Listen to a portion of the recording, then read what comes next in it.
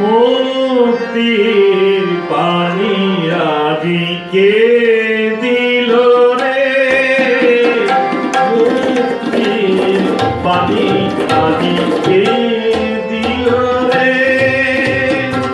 তরুণ সন্ন্যাসী বিবেকানন্দ, তরুণ সন্ন্যাসী বিবেকানন্দ, তমসার নিচে আলো জ্বালিল রে, মুক্তির বাণী আদিকে দিল রে, তরুণ সন্ন্যাসী সকলকে নমস্কার। আমাদের এতক্ষণ অপেক্ষার আমাদের নিরসন হলো, মহারাজ উপস্থিত হয়েছেন। তো মহারাজের আজকে বেদ বিদ্যালয়ে 25 বছর পূর্তি উপলক্ষে একটা মিটিং ছিল। আমি যখন বলেছিলাম তখন মহারাজ মিটিং ছিল না, তখন রাজি হয়েছে। তারপর আজকেও ফোন করে আমাকে জানিয়েছে আমি আসছি, এই মিটিংটা এতক্ষণ চলবে উনি জানতেন না। যাই হোক, মহারাজ উপস্থিত হয়েছেন। আর মহারাজ সম্বন্ধে আর বিশেষ বলবো না, কারণ মহারাজ সকলেই জানেন। তো মহারাজকে আশ্রমের তরফ থেকে, আপনাদের তরফ থেকে আমার বক্তব্য প্রণাম জানাচ্ছি। মহারাজ অনুরোধ করছি চিকাগো ভাষণে যে তাৎপর্য কিছুটা শুরু করেছিলেন, বাকিটা আজকে শেষ করবেন। ঠাকুর যত মত তত পথ সাধনা করলেন। এখন যুগাবতার তো সারা পৃথিবীর জন্য, এবং যুগাবতার এই প্রথম একজন অবতার এসেছেন যিনি নতুন কোন ধর্ম বা ধর্মমত শুরু করেন। যারাই এসছেন এরাকে ধর্মমত বা ধর্মমত শুরু করেছে, তিনি করেননি। কারণ এই যুগটা হচ্ছে তিনি যে যতমত ততমত করলেন, সেটাই হচ্ছে এই যুগের ধর্ম। উনি বুঝতে পেরেছিলেন যে এটা হচ্ছে আমরা কি বলি গ্লোবালাইজ, তাই তো, বিশ্বায়ন, গ্লোবালাইজ মানে বিশ্বায়িত জগৎ। এখানে সবাই মিলেমিশে থাকতে হবে, নাহলে হবে না। এখন আমি চাই বা না চাই, অন্যের চিন্তা আমাকে প্রভাবিত করবে, আমার চিন্তা অন্যকে প্রভাবিত করবে। সেই জন্য তিনি একটা নতুন জিনিস করলেন। নতুন জিনিস কি? প্রতিদিন প্রতি যুগে কি হয়েছে যে একজন আরেকজনের ধর্মকে বড় করে দেখিয়েছে। এই যে একজন যে আরেকজনের ধর্মকে বড় করে দেখিয়েছে, তাদের মধ্যে আবার দুটো ধারা আছে, খুব মন দিয়ে ভাবতেন। একটা ধারা হচ্ছে হিংস্র ধারা, আমার ধর্মই একমাত্র ধর্ম, তুমি যদি আমার দেবে গলা কাটবে, এরকম একটা ধারা আছে। আরেকটা ধারা আছে কি, তারাও কিন্তু বলে যে আমার পথেই এসো, কিন্তু তারা ওরকম সহিংস। যেমন বৌদ্ধ ধর্ম ধারাটা, বৌদ্ধ ধর্মে নির্বাণ যে অন্য মানুষও পাবে, এটা কিন্তু বৌদ্ধ ধর্মের মধ্যে নেই, কোনো ধর্মে নেই। কিন্তু বৌদ্ধ ধর্মকে কেউ সহিংস ধর্ম বলে, তার হচ্ছে প্রেম, মৈত্রী, অহিংসা, ঠিক না? কিন্তু সকলকে কিন্তু ওই সন্ন্যাস নিয়ে গতি লাভ করতে হবে। এই পথে বুদ্ধদেব যে পথ বলে দিয়ে গেছে, সেই পথের মাধ্যমে যেতে হবে। বুদ্ধদেবের ধর্মে কোথাও নেই যে তুমি শুধু কল করতাল নিয়ে হে বুদ্ধ হে বুদ্ধ হে বুদ্ধ করো, তাহলে তুমি নির্মাণ করো। আছে কি? কিন্তু ঠাকুরের মধ্যে আছে। ঠাকুর যেমন বলছেন যে শুধু চৈতন্যদেব, যেমন চৈতন্যদেব শুধু নাম কীর্তন করেছেন চান, কিন্তু ওটা একটা পথ। শুধু নাম কীর্তন যদি কেউ করে, ওটাই করছে সারাদিন, ভক্তি ভরে এবং পবিত্রতা, বেসিক কতটুকু কন্ডিশন আছে, পবিত্র থেকে একেবারে এই নামই আমার ভগবান, এই ভেবে যদি কেউ সারা জীবন জপ করে, সে নির্বাণ লাভ করবে। নির্বাণ মানে মোক্ষ লাভ করবে। ঠাকুর বলছে এই কথা প্রথমে কেউ বলে। এই হচ্ছে এই অবতারের বৈশিষ্ট্য, যে ব্রহ্মজ্ঞান যদি লাভ করতে হয়, যে ভক্তি পথে যাবে সে যদি ব্রহ্মজ্ঞান না চায়, কিন্তু মাকে নিয়েও থাকতে পারে, কিন্তু সেও যদি ব্রহ্মজ্ঞান চায়, কেননা মা হচ্ছেন ব্রহ্মময়ী, তিনি ইচ্ছা করে ব্রহ্মজ্ঞান দেন। এই অবতারের হচ্ছে বৈশিষ্ট্য। এই কথা এর আগে কখনো ছিল না, যে প্রত্যেকটা ধর্ম সত্যি, তোমার ধর্ম সত্যি, আমার ধর্ম সত্যি, এই ভাব কোথাও ছিল না। এটা শ্রীরামকৃষ্ণ ধর্মজগতে আবিষ্কার করলেন। আবিষ্কার করা মানে কি, ছোটবেলা আমরা পড়তাম না ইনভেনশন আর ডিসকভারি, তফাৎ কি, তাই না? ইনভেন্ট আর ডিসকভার, কানগুলো দিত, নম্বর কাটা যেত, ডিসকভার যেটা আছে সেটা আমি জানলাম, আর ইনভেনশন মানে নতুন একটা সৃষ্টি হলো, হ্যাঁ, নতুন একটা কিছু তৈরি করলাম, একটা রেলগাড়ি তৈরি করলাম ইত্যাদি। ঠাকুর এটা ডিসকভার করলেন, এটা যে ছিল না এটা আছে, এটাই সত্য, কিন্তু এটা ঠাকুর ডিসকভার ওই শেখাবো। কিন্তু যুগাবতার তো শুধু কলকাতার জন্য নয়, কলকাতা ভারতবর্ষের রাজধানী। ধরুন স্বামীজি যদি শিকাগোতে না যেতেন তাহলে কি হতো? ওই যে মহা মূল্যবান আবিষ্কার, এই আবিষ্কারটা শুধুমাত্র তার শিষ্যদের মধ্যেই থাকতো। কাজে স্বামী বিবেকানন্দের আবির্ভাব মানে হচ্ছে এরা যেন শ্রীরামকৃষ্ণ আবির্ভূত হলেন 11 সেপ্টেম্বর থেকে সারা পৃথিবীর সামনে, এই প্রথম মানব জাতির সামনে আবির্ভূত হলেন। কাজে আমরা যে শিকাগো বক্তৃতার শতবর্ষ বা 125 বছর পালন করি, এর তাৎপর্য হচ্ছে এই মহা উদার বাণী ওদিকে প্রকাশিত হয়েছে। এবং ঘটনাগুলো সব আপনারা জানেন। স্বামী তো জানতেনই না কবে গেলেন ওখানে, কিভাবে যাবেন কিছু জানেন না। মাত্র একটু বলেছি আপনাদের কাছে, টিকিট কাটার পরে মাত্র 2000 মতো টাকা ছিল, কিছুই জানেন না। সিল্কের জামা পড়ে গেছে, কিনতে হলো গরম জামা, এ পর্যন্ত বলেছিলাম বলে না, গরম জামা কিনতে হলো, কিছুই নেই। আর শিকাগো মেলাটা কি বিরাট মেলা, হারিয়ে যাওয়ার মতো। একদিন দুদিন হোটেলে ছিলেন, হ্যাঁ, পরিচয়পত্র একটা ছিল, সেই লোকটা পালিয়ে গেল। তারপর শিকাগো মেলাটা কি বিরাট, সেখানে হচ্ছে বোধহয় কত 1000 কত একর জায়গার উপর তাদের, এগুলো আপনাদের বলেছিলাম মনে হয়, যে মেলা তো আমাদের যেমন বুকের আগে করে স্টল থাকে, ওদের আগে একটা বিল্ডিং, সেটাই স্টল। এবং তাতে কত লোক ছিল তার একটা সহজ বলতে যাবে, মানুষজন এত জায়গায় গেলে মেলা তো নতুন নতুন টয়লেট করতে হয়, ওদের 3000 মাত্র টয়লেট বানাতে হয়েছিল। হ্যাঁ, তাহলে বুঝুন গোটা মেলাটা ঘুরতে প্রায় খুব তাড়াতাড়ি করে 3 সপ্তাহ। স্বামীজি দেখলেন, বললেন আমি তো উত্তরপূর্বাঞ্চলে প্রতিদিন মেলা করেছি, কিন্তু 50 দিন কি করে কাটাবে, প্রায় 50 দিন বাকি আছে। তিনি তখন মনে করলো ওই যে আসছিলেন তখন মিস ক্যাথরিন স্যানমারের সঙ্গে দেখা হলো। কোথায় দেখা হয়েছিল? ওই ট্রেনে, ভ্যানকুভার থেকে শিকাগো আসার। তিনি তার স্মৃতির কথা বেশি দিন আগে বেরিয়েছে, মানে অনেক পরে। তিনি বলছেন যে সবাই তিনি খুব বিশেষ লোক, একটা ইন্ডিয়াতে মানে বিদেশ থেকে যারা শিকাগো মেলাতে আসছে তাদের জন্য একটা কার্ড নেয়, একটা কম্পার্টমেন্ট ছিল। তিনি দেখলেন যে অনেকে চীনের একজন ছিল, এই ছিল, কিন্তু তার মধ্যে সব থেকে আকর্ষণীয় হচ্ছে তিনি, তাকে কার্ড দিয়েছিলেন ইত্যাদি। কার্ড দিয়ে তিনি সব ভুলে গেছেন, কারণ তিনি ওই শিকাগো মেয়ার দেখে না খুব অসুস্থ হয়ে পড়েছিলেন, বস্টনে চলে গেছেন। আর স্বামীজি তার কথা মনে করতেন, তিনি তো বলেছিলেন যাই না দেখি কি অবস্থা। বস্টনে তো অনেক মানে বস্টনে অনেক চিপ। এই ভদ্রবেলা স্মৃতি কথা বলছে, আমি তো ভুলে গেছিলাম, হঠাৎ দেখে একটা তার একটা টেলিগ্রাম করে আমি এই এসে পৌঁছলাম বলে বিকেলবেলা। তো কি করা যায়, বিকেলবেলা গেছে, একজন দুজন বন্ধু গেছে, স্বামীজি নামাতে সে খুব অস্বস্তি বোধ করছে যে এইরকম একটা আলতাটা পড়েছে, এরকম উভয়। তারপরে এই কোমরের যে বেল্টটা, বেল্টের একটা কাপড়, সেটা আরো বেশি পারফেক্ট।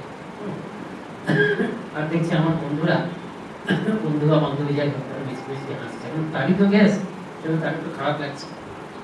তুমি বোধহয় বললেন যে স্বামীজি আপনি তো এখানকার লোকেদের মতন পড়েন না, আপনি ট্রাউজার্স পড়েন না। বলে আমাদের দেশের মেয়েরা যে জামা কাপড় পরে জানো তো, তারা হচ্ছে কোমরে গুঁজে করে পরে না। তুমি কি আমাদের দেশে গেলে তোমার একটু গামছা ছেড়ে দিয়ে আমাদের মতন পড়বে? আর উনি সব লক্ষ্য করেছে, কে এরা যে সব ইয়ে করছে তাই না। তারপরে ওখানে থাকতে থাকতেই আপনারা সব জানেন, বলেছি যে তিনি কি করলেন, তিনি তাকে বিভিন্ন জায়গায় সভা সমিতি ছোট ছোট ক্লাবে নিয়ে যেতে শুরু করলেন। স্বামীজির মনে হচ্ছে যে তিনি তাকে দেখাতে চেষ্টা করছে যে এটা আমার কাছে তার বাড়িতে অনেক কিউরি আছে। ওখানে একটা মজার ব্যাপার হয়েছিল, স্বামীজি একদিন ধ্যান করছেন, সত্যি সত্যি ধ্যান হচ্ছে, স্বামীজি ধ্যান হচ্ছে সাংঘাতিক।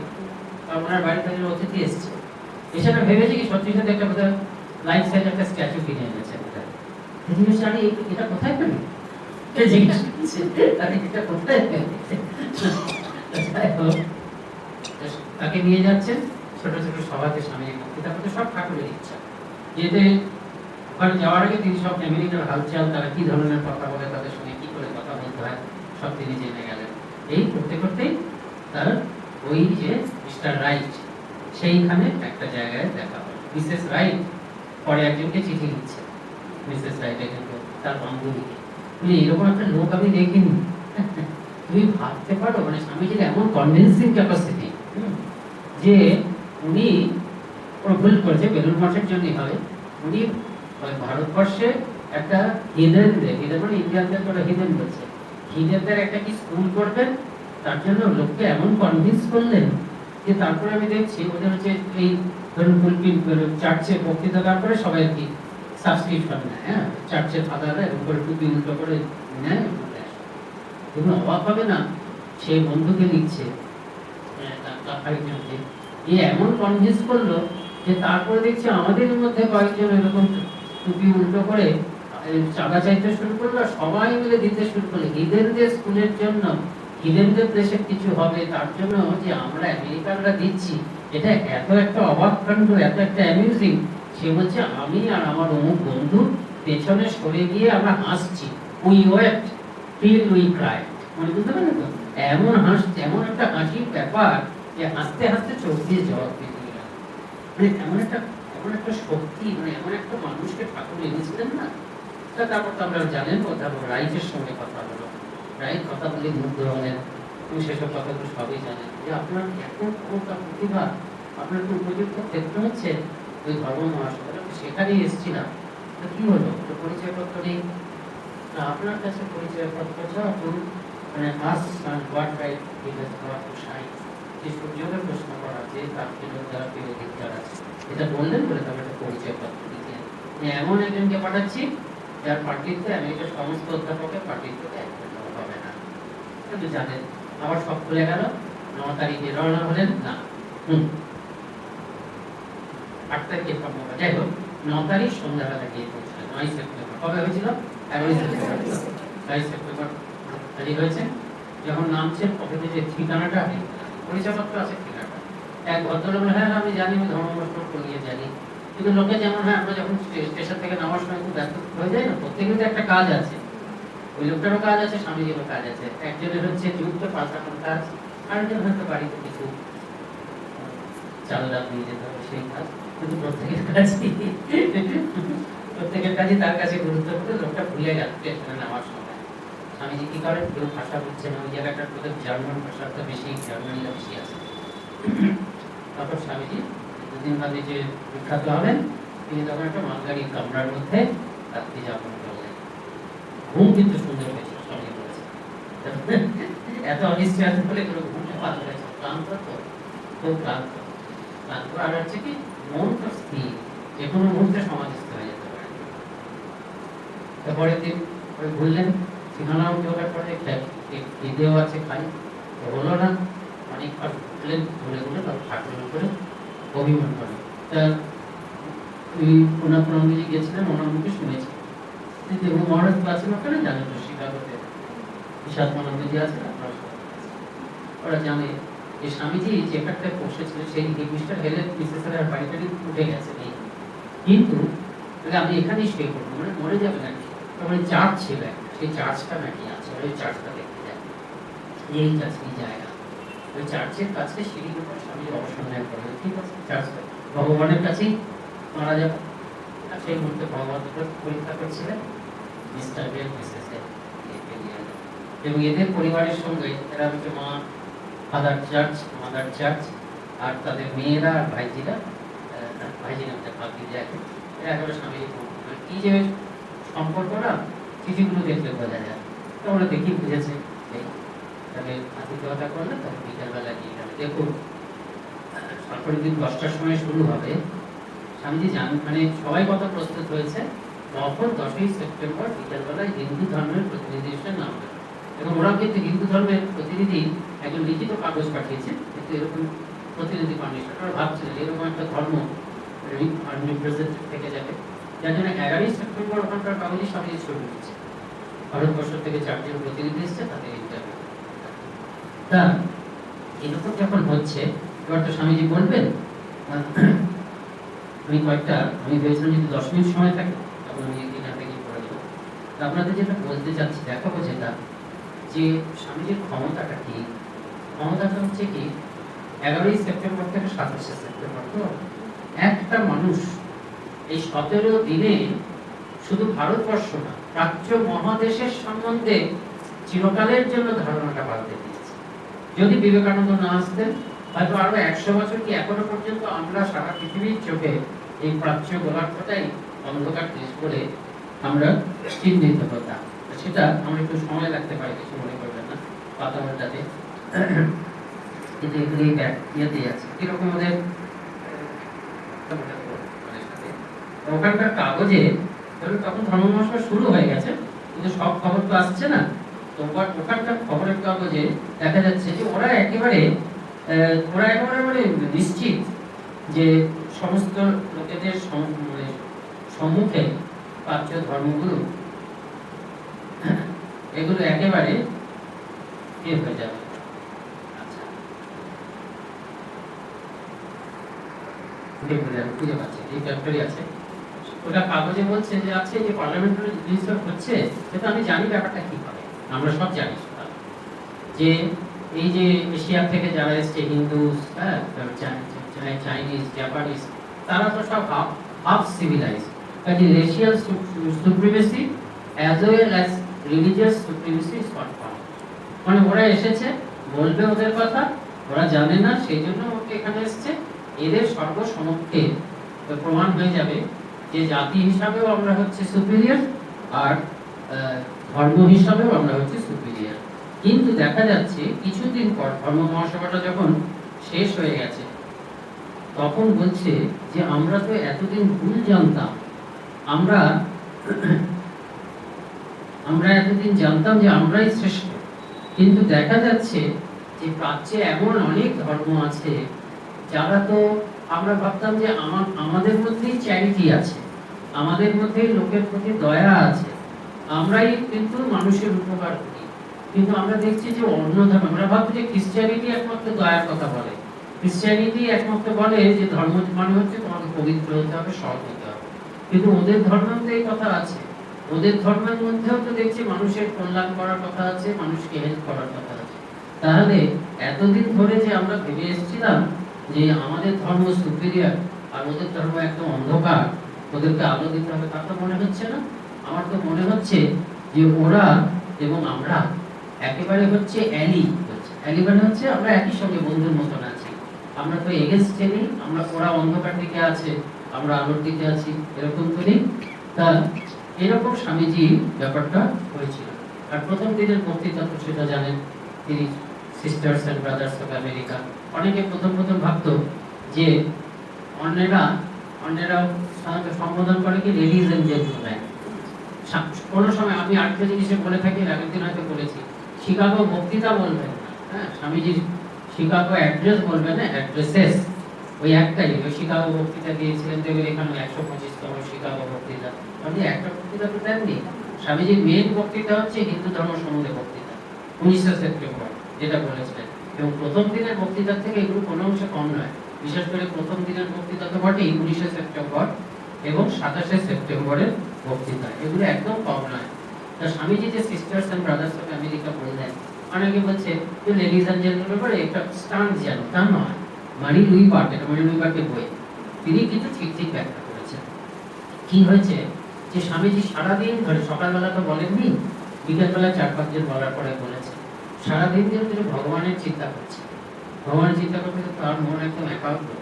আর সব থেকে বড় কথা হচ্ছে কি, উনি তো যে কোনো সময় সমাধিস্থ হয়ে যেতে পারে, যে কোনো সময় সমাধিস্থ হয়ে যেতে পারে। তাই তিনি যখন কথা বললেন, একটা উচ্চ ভূমির থেকে কথা বললেন, তিনি তার অন্তরের অনুভূতিটা প্রকাশ পেল। আর তিনি কি প্রচার করতে এসেছেন, মানিদুব এটাই বলছে যে আগামী 4 বছর ধরে তিনি প্রচার করবেন অদ্বৈত বেদান্ত নানাভাবে।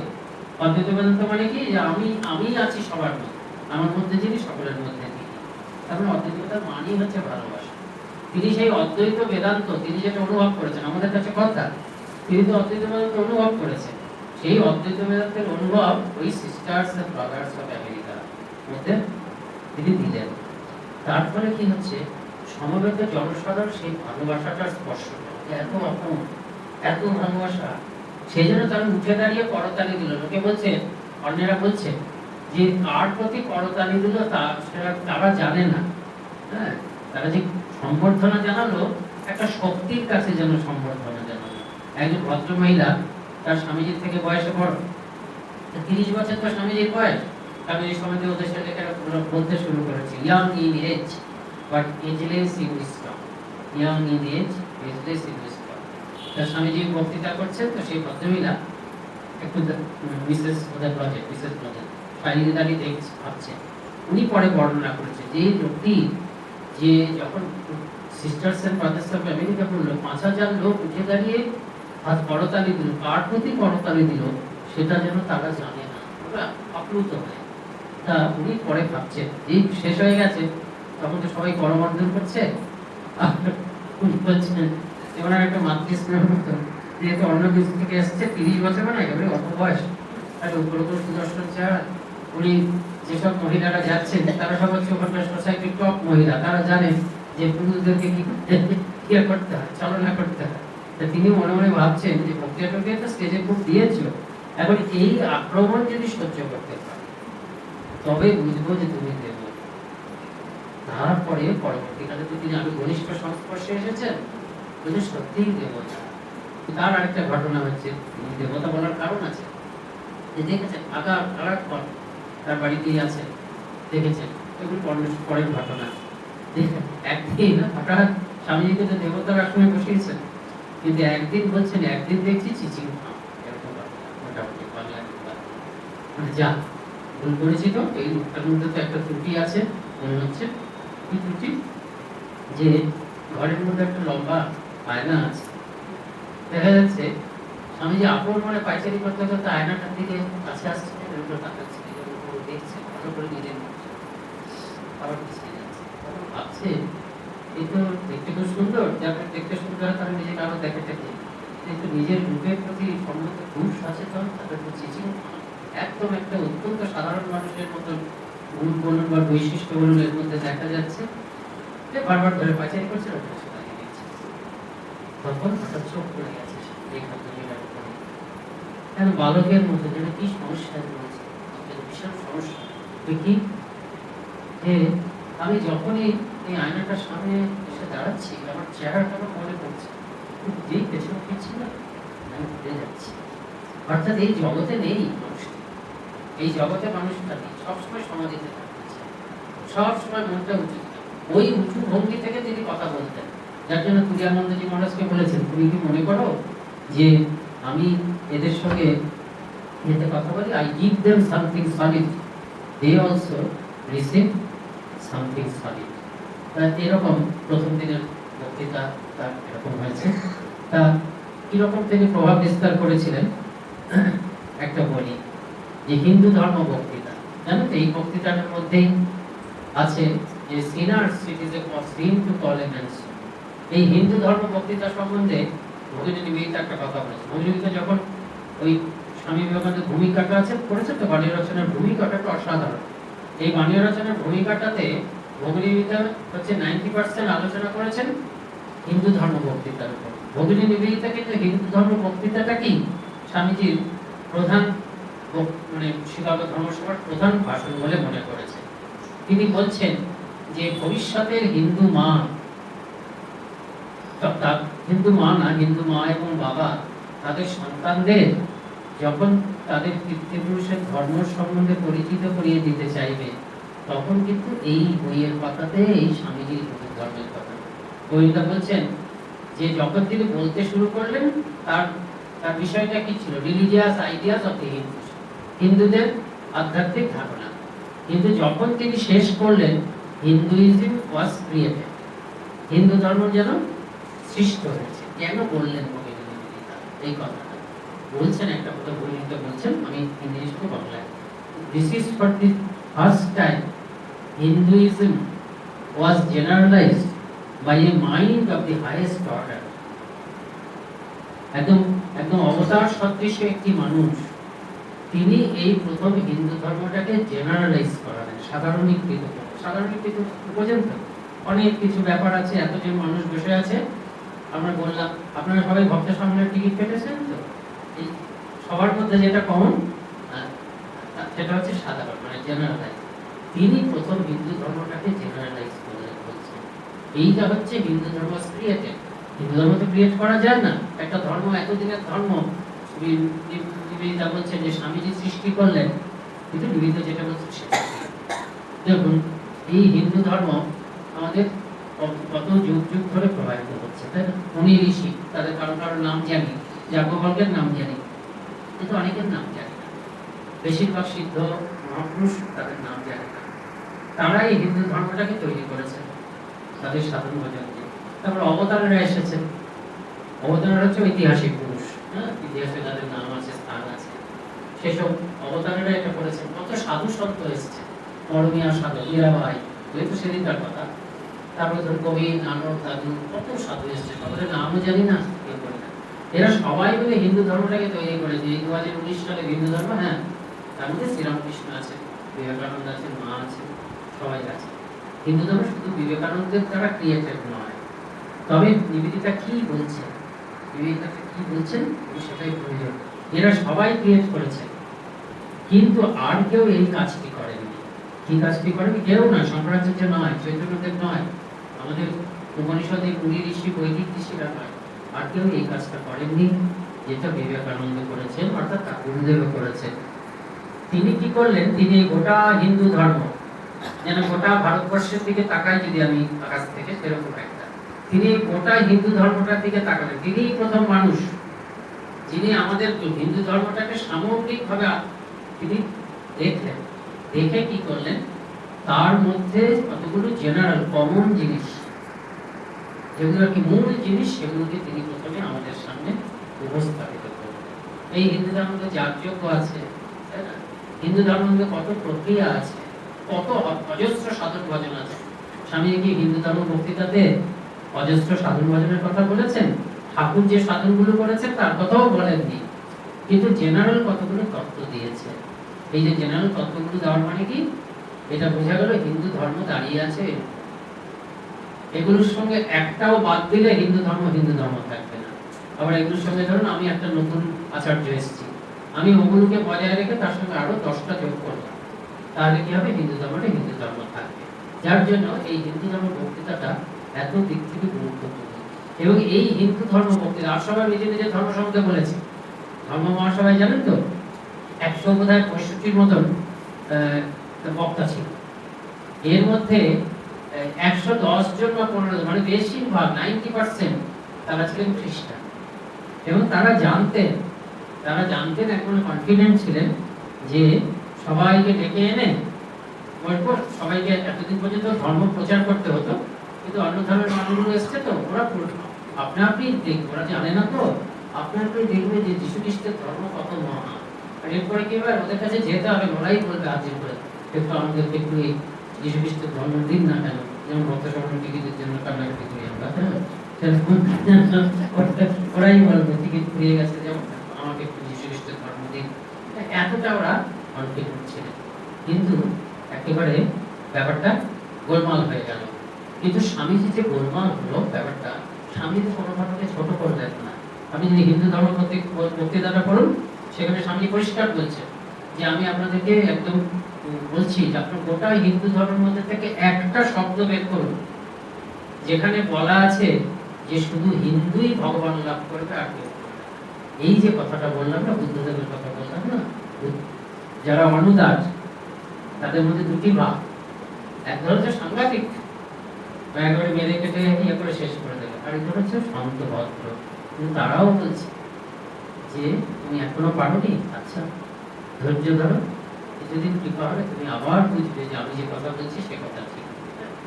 অন্যেরাও যাবে এই কথা কেউ বলছে, শুধু শ্রীরামকৃষ্ণ সাধন।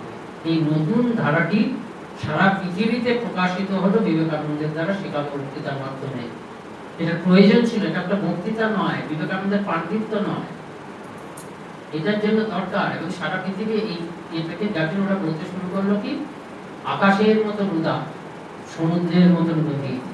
এই দেশে আমরা ইয়ে পাঠাই, মানে ধর্ম প্রচারক পাঠাই, আর স্বামীজি যখন কি আরেকটা ইয়ে করলো, মানে ওদেরকে একটু আশা দিল, sinners it is a sin to call a man so. ওদের দেশের হিন্দু ধর্মের ব্যাপারটা তো জান, ওদের ধর্ম তো জানেন যে সিন যদি না থাকে যীশু খ্রিস্ট তো জেসাস দি ক্রাইস্ট সেভিয়ার, হ্যাঁ, Jesus the saviour is born, হ্যাঁ, Jesus the saviour is born. আমরা কেবল করি না, সেভিয়ার এসেছে, হ্যাঁ, আমাদের ধর্ম সেভিয়ার, কিন্তু পাপ থেকে উদ্ধার করে। ওরা যখন শুনলো পাপ নেই, একজন বিখ্যাত, এটা আমি একটু পড়ছি, আপনার জানি না, এ কিন্তু বিখ্যাত ফিলোসফার হয়েছিলেন পরে, তার নাম হচ্ছে উইলিয়াম আর্নস্ট হকিং। সে বলছে আমি স্পেন্সার পড়েছি, অমুক পড়েছি, কোনটাই কি করবো, মেথডিজম পড়েছি, হ্যাঁ এসব আমি পড়েছি, আমি ঠিক করতে পারছি না। এবং সব জায়গায় বলা আছে খ্রিস্ট ধর্মের, খ্রিস্টান তো খ্রিস্টানদের বই পড়েছে, সব জায়গায় বলা আছে Christianity is the only religion, কিন্তু এর মন মানছে না। সারা পৃথিবীতে ক্রিশ্চিয়ানিটি একটা ধর্ম, এত বড় পৃথিবী, তাদের কোনো ধর্ম নেই এবং সেগুলো কোনো রিয়েল ধর্ম নয়, কিন্তু যুক্তিও পাচ্ছে না। তখন কি বলছে, but still Christianity is not the only religion. সবাই বোঝাচ্ছে there were to be speakers from other tribes. উনি ইয়েতে এসছেন ধর্ম মহাসভায়, নানা রকম বক্তৃতা শুনছেন। দে মাইট হ্যাভ, আচ্ছা এইবার it happen I would go for an hour too. They might have some insight that would relieve the tension. I would go for an hour at least. তার মানে প্রশ্ন, শুধু খ্রিস্টানিটি এত সব এসছে, তাদের ধর্ম কিছু নাই, আমি যাব অন্তত 1 ঘন্টা অন্য ধর্মের লোকেরা কি বলে কৌতূহল, পড়াশোনা করার লোক তো, এর খোলা মন, আমি একটু শুনবো। I did not know the program. কি আছে প্রোগ্রাম কিছু নেই, জানি না, কিন্তু ভাগ্যচক্রে কি হলো, it happened to be Vivekananda স্টুডিয়েন্ট, একজন নামকরা ফিলোসফার হয়েছিল আমেরিকাতে। আচ্ছা, তিনি বলছেন যে আমার তার বক্তৃতা আমার যে মনে আছে সবটা, রিকালেকশন অফ স্বামী বিবেকানন্দ, এটা একটা বই লিখেছিলেন তার। He spoke not as arguing from a tradition or from a book, but as from an experience at certitude of it. এটা বলা যাবে না তিনি হিন্দু ধর্মের ট্র্যাডিশন থেকেই বলছেন, বা একটা দেশ থেকে এসেছেন, বা কোনো বই থেকে বলছেন, তার একটা নিজস্ব অনুভূতি হয়েছে, বোঝা যাচ্ছে। এবং যার জন্য একটা অত্যন্ত কনভিকশন, দৃঢ় বিশ্বাসের সঙ্গে তিনি কথা বলছেন। I do not recall the steps of his address. কিভাবে কোন ধারাতে তিনি বলে এলেন এক্ষুনি আমার মনে নেই, but there was a passage toward the end in which I can still hear the ring of his voice and feel the silence of the crowd. কিন্তু একটা কথা তিনি শেষ দিকে না, মাঝামাঝি বলেছেন, যাতে আমি এখনো পর্যন্ত তিনি যে ভাষাটা বলার শটটাকে আমি এখনো পর্যন্ত মনে করতে পারি, এবং সেই কথাটি উচ্চারণ করার সঙ্গে সঙ্গে গোটা অডিয়েন্স স্তব্ধ হয়ে গিয়েছিল। The silence of the crowd, almost as if shocked, তারা যেন শকড হয়ে গেছে। কি সেই কথাটা? The audience was well mixed, মিশ্রিত জনতা, but could be taken as one it is assumed that there had been a fall of man. বুঝতে পারছেন, নানা, কিন্তু তারা প্রত্যেকেই খ্রিস্টান এবং প্রত্যেকেই সেই আমাদের খ্রিস্ট ধর্মে যেমন বলা আছে যে মানুষের পতন হয়েছিল। ইডেন মানে কি? ইডেনে যে ক্রিকেট খেলা হয়, স্বর্গোদ্যান, হ্যাঁ, স্বর্গোদ্যান নাম ছিল ইডেন। ইডেনে আদম এবং ঈদ ছিলেন, তাদেরকে ভগবান বলেছিলেন, খুব পবিত্র ছিল, যে ওই গাছটার ফল খেলো। ওটা হচ্ছে wisdom tree, tree of wisdom. ওখানে একটা অ্যাপেল আছে, তার জন্য অ্যাপেল অফ ডিসকর্ড, হ্যাঁ যাই হোক, অ্যাপেল আর কি জ্ঞান বৃক্ষের ফল, কিন্তু সেটা খেলেন, তাদের দেহ বুদ্ধি এলো। ভগবান বুঝতে পারলেন যে ওদের, তার মানে কি জানেন, এটা হচ্ছে অ্যালিগুরি, অ্যাকচুয়ালি ওরা অ্যালিগুরিটাকে সত্যি করেছে। নির্বিকল্প সমাধিতে থাকলে দেহ বুদ্ধি আসে না, দ্বৈত বুদ্ধিতে আসলে দেহ বুদ্ধি আসে। তাদের দেহ বুদ্ধি হলো, তোমরা নিশ্চয়ই গাছটার ফল খেয়েছো, হ্যাঁ, ওটা হচ্ছে অরিজিনাল সিন। ওই আদাম আর আমরা কিছু পাপ করিনি, কিন্তু ওই আদাম আমি সারা জীবন একদম নিষ্পাপ থাকতে পারে, তাতে আপনার নিস্তার নেই।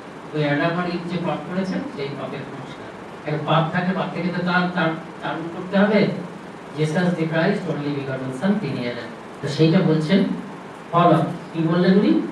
কি উনি বলছেন যে কি বলছেন ভদ্রলোক? Call men sinners, it is a sin to call men sinners. পাপী মানুষকে পাপী বলাই সবথেকে অপরাধ। Through the silence I felt something like a gasp running through the hall as the audience waited for the affirmation which must follow. এখন যেন লম্বল হয়েছে, কি বলছে কি পাপী, এটা ভাবতে পারছে না। কিন্তু এর যে রিয়াকশন করে কতগুলো ভাব, মানে একজন ভদ্রলোক তো সে খুব খেপে গেল ওদের দেশে, সে একটা বক্তৃতায় গুলো পাপে করে। ডেভিড কুক, এই কুকি বোধহয়, এই কুকি এসেছিল কলকাতা, ঠাকুরের সঙ্গে করেছিল পাপের উপরে বক্তৃতা দিল। তার বক্তৃতাটা শেষ হলো এই ভাষায়, in sin I am born, in sin I am weak, from sin I come to sin I go। এইটা বললো। কিন্তু অন্যেরা কি বলছে যে আমার জীবনটা একেবারে হতাশায় করে দিয়েছিল, চারপাশে বড়। আমি সেই সময় হঠাৎ শুনলাম সেই হিন্দু সন্ন্যাসী কমলা রঙের পোশাক পরা, সে বলল আমরা পাপী নই, পাপী নই হবে। আবার আমি নতুন করে বাঁচতে শিখি। এরকম একটা নতুন জিনিস তিনি সৃষ্টি করেছিলেন। শুধু ভারতবর্ষের হয়ে বলেননি, অন্য দেশের হয়ে বলেছেন।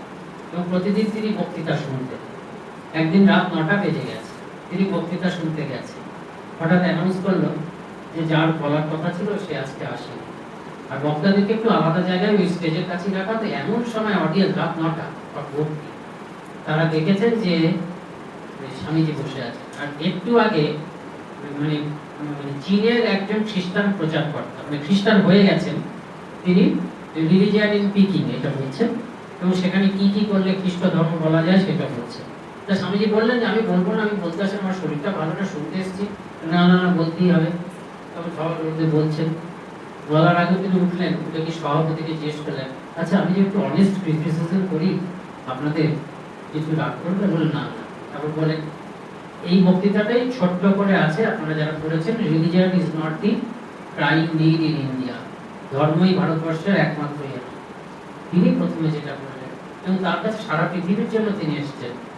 আচ্ছা আপনাদের কাছে একটা প্রশ্ন করি, চীন দেশে এত দারিদ্র, এত অশিক্ষা, আপনারা খ্রিস্টান মিশনারি, আপনারা বলেন যে ক্রাইস্ট বলে সকলকে সাহায্য করো, আপনারা কেন তাদের দারিদ্র অশিক্ষা দূর করার চেষ্টা করছেন না?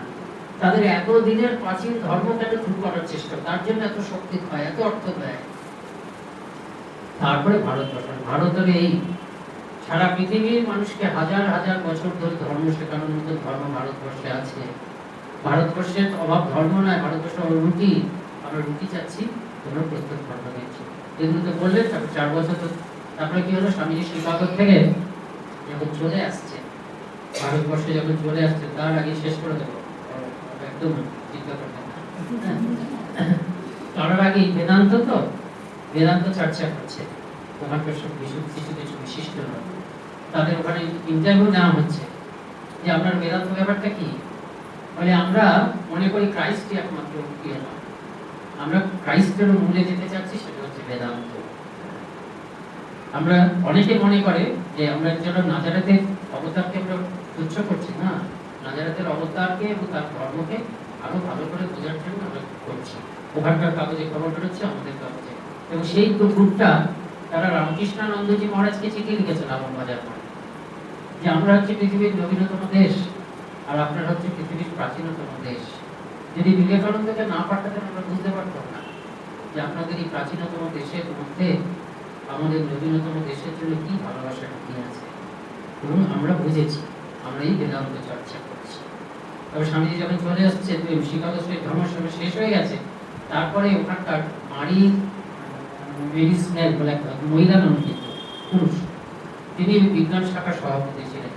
তিনি বলছেন যে এই যে সদ্য সমাপ্ত শিকাগো ধর্মসভা হলো, এর সব থেকে বড় লাভ হলো কি, আমরা বুঝতে পারলাম খ্রিস্টিয়ানিটি একমাত্র ধর্ম নয়। তিনি কি বলছেন, অনেক ধর্ম আছে যারা সুপিরিয়র টু খ্রিস্টিয়ান, অনেক ইস্টার্ন রিলিজিয়ন আছে যেগুলো হচ্ছে সুপিরিয়র টু খ্রিস্টিয়ান, ওরা বলছে। আর স্বামী তো ইউনিভার্সাল রিলিজিয়নের কথা বলছেন, তো এই বলে তিনি বলছেন খ্রিস্টিয়ান, ইসলাম ধর্ম, জৈন ধর্ম সব কিছু বলছেন, কিন্তু সব থেকে বেশি হচ্ছে প্রমিনেন্ট হয়েছিল হিন্দু ধর্ম। এবং হিন্দু ধর্মের যারা কথা বলেছেন তাদের মধ্যে সব থেকে হচ্ছে স্বামী বিবেকানন্দ, এই কথা বলছে। আর স্বামী যদি ইউনিভার্সাল ধর্মের কথা বললেন, হিন্দু ধর্মের কথা বলতে বলতে ইউনিভার্সাল বললেন। আর যারা উদ্যোক্তা ছিল তাদের তো সমস্ত যা ভেবে করেছিল সব উঠে গেছে। এক বিবেকানন্দ তাদের সমস্ত আশা নষ্ট করে দিয়েছে। তারা যখন রিপোর্ট দিচ্ছেন তখন বলছেন ইউনিভার্সাল রিলিজিয়ন মানে তো খ্রিস্টান, ওরা স্বামীজির ইউনিভার্সাল রিলিজিয়ন নাকি, ওদের ইউনিভার্সাল রিলিজিয়ন মানে হচ্ছে খ্রিস্ট ধর্ম ইউনিভার্সালি অ্যাকসেপ্টেড। আর স্বামীজির ইউনিভার্সাল রিলিজিয়ন কি, স্বামীজির ইউনিভার্সাল রিলিজিয়ন হচ্ছে একটা দৃষ্টিভঙ্গির পরিবর্তন। যেমন আমি হিন্দু, আমি শুধু হিন্দু ধর্ম নিয়ে ব্যস্ত আছি, আমি এখন ইউনিভার্সাল নেই। আমাকে ইউনিভার্সাল থেকে কি করতে হবে, ওই ঠাকুরের কথা বিশ্বাস করতে হবে, সব ধর্ম সত্য, হিন্দু ধর্ম সত্য, তোমার ধর্ম, এইটা বিশ্বাস করবে না ইউনিভার্সাল রিলিজিয়ন। স্বামীজি যুক্তি দিলেন, স্বামীজির কথাটা কি সুন্দর দেখুন, it is good to be born in a church but bad to die there. এই চার্চ মানে হচ্ছে ধর্ম প্রতিষ্ঠা। আমি হিন্দু হয়ে জন্মেছি, কিন্তু শুধু হিন্দু ধর্মই সত্য এই সময় মনে যায়, সেটা খারাপ। একটা ধর্মে জন্মানো ভালো, কারণ আমার দৃঢ়তা হবে, সাধন মজা করবে। তেমনি স্বামীজি বললেন যে তোমার যেমন যীশু খ্রিস্ট আছে, আমার তেমনি কৃষ্ণ আছে। তুমি যীশু খ্রিস্টকে ধরে থাকো, আমি কৃষ্ণকে ধরেই যাবো, তুমি যীশু খ্রিস্টকে ধরে যাবো। কিন্তু দুজনের দরজাটা আলাদা আলাদা ঘরে থাকবো, মুখ দেখা দেখে দিতে না। আমি জানবো যীশুখ্রিস্ট কৃষ্ণের মতোই তোমাকে উদ্ধার করছেন। আমি যদি যীশুখ্রিস্টের কাছে যে আমি উদ্ধার করো, তুমি জানবে কৃষ্ণ যীশুখ্রিস্টের মতোই তোমাকে উদ্ধার করতে পারে, তুমি যা চাও তাই করতে পারে। এই সব কথাগুলো স্বামীজি বলেছেন, একটা নতুন যুগ এনেছে। এই যে ইন্টাররিলিজিয়াস ডায়ালগ হয় না, একসঙ্গে সব ধর্মের লোকেরা আজকাল কথাবার্তা বলে, সব হচ্ছে ঠাকুর স্বামীজির জন্য। নতুন যুগে এই জন্য শিকাগো বক্তৃতা এত গুরুত্ব, যার জন্য স্বামীজি ভারতবর্ষে পৌঁছানোর আগেই ওই উইলিয়াম জেমস অনেক কিছু লোক একটা স্বামীজির মাকে চিঠি দিয়েছিলেন যে আপনাকে ধন্যবাদ, ভারতবর্ষকে ধন্যবাদ। দুটি স্বামীজির মাতা যে আপনারা এই বিবেকানন্দের জন্মদাত্রী, আপনারা এরকম আরো বিবেকানন্দ আমাদের দেশে পাঠান। ঠিক আছে, কোনো কিছু সুযোগ দিলে সবাই ভালো থাকবেন। সবাই মিলে ঠাকুরের জয় দিয়ে দিই। হ্যাঁ, তৃতীয় মন্ত্র বলে দিই, তাহলে ভালো, তারপর জয়। হ্যাঁ, তৃতীয় মন্ত্র বলে দিই। আমার না বেদ বিদ্যালয় শুনেছি। আচ্ছা আচ্ছা, ওরা তোমরা অবশ্য সাবকায় কর্মস্য সর্বধর্মস্বরূপিণে অবতার বরিষ্ঠায় রামকৃষ্ণায় তে নমঃ। জননীং শারদাং দেবীং রামকৃষ্ণং জগদ্গুরুং পাদপদ্মে তয়োঃ শ্রিত্वा প্रणমামি মুহুর্মুহুঃ। নমঃ শ্রী যতিরাজায় বিবেকানন্দ সুদয়ে সচ্চিৎসুখস্বরূপায় স্বামিনে তাপহারিণে। ওম শান্তি শান্তি শান্তি। হরি ওম তৎসৎ। শ্রী